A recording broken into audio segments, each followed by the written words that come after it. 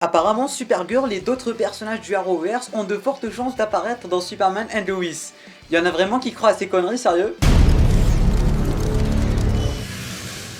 Bonjour à tous, j'espère que vous allez tous extrêmement bien mesdames et messieurs et bienvenue sur cette toute nouvelle vidéo où on va un peu blablater Supergirl, Arrowverse, Superman Lois parce qu'il y a mine de rien ces derniers temps pas mal de petites news, pas mal de petites rumeurs qui sont en train de circuler sur le net qui parlent du fait que Supergirl pourrait potentiellement apparaître dans Superman Lois, qu'il y aurait potentiellement un crossover entre Flash et Superman Lois l'année prochaine, etc. etc.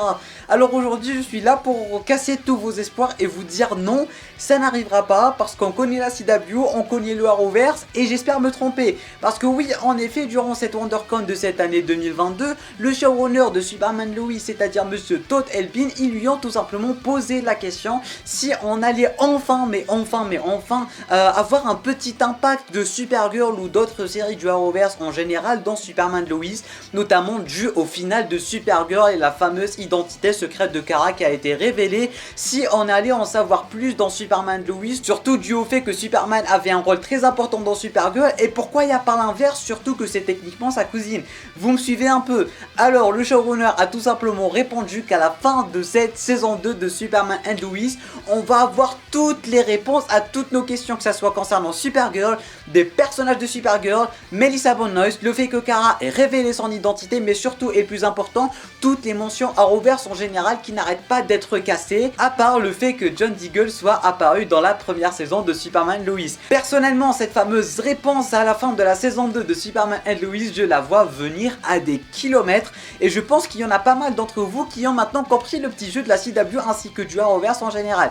La seule réponse possible, surtout dû au fait qu'ils n'arrêtent pas d'enlever toutes les mentions du Arrowverse, parce que je rappelle que dans Superman Lois on devait avoir des allusions Arrowverse, on devait aussi avoir un cadre qui met en avant Kara, Lois ainsi que Clark dans le bureau de Lois qui a été supprimé au montage. La fameuse photo qui a été prise dans Elseworlds, une photo mais vraiment super mémorable et qu'on a maintenant un peu partout sur Instagram. Ah bah cette photo aussi elle a été supprimée et du coup il y a aussi beaucoup d'allusions Arrowverse qui ont été supprimées.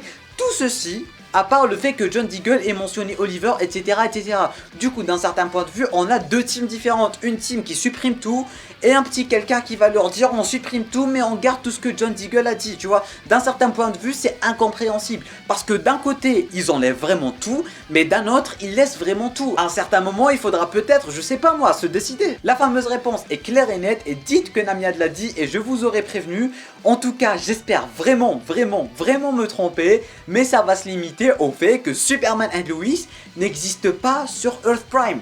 Et oui, ils vont vraiment changer ça, et je vous le dis, là, ils vont tout simplement expliquer tout le fait que le Arrowverse ne soit pas mentionné et que Kara ne soit pas mentionné et le fait que Kara n'apparaîtra jamais dans Superman Lois, tout simplement avec le fait que Superman and Lois ne fasse pas partie de la Terre Prime. Et ils sont tellement débiles qu'ils sont intelligents qu'ils pourront nous l'expliquer très débilement.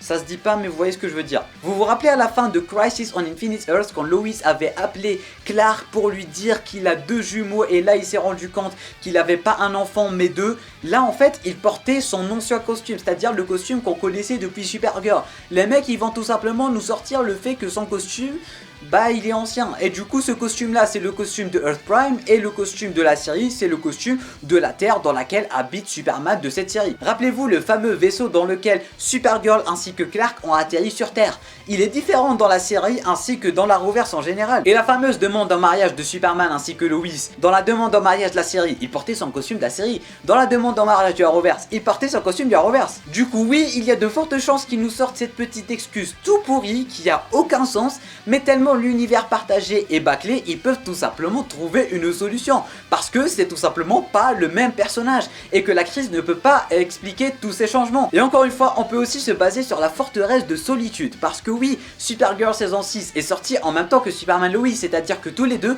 sont post-crisis. Et du coup la forteresse de solitude de Supergirl n'est pas la même que dans Superman and Lois en fait. Qu'est-ce qu'on est fou, c'est moi en fait.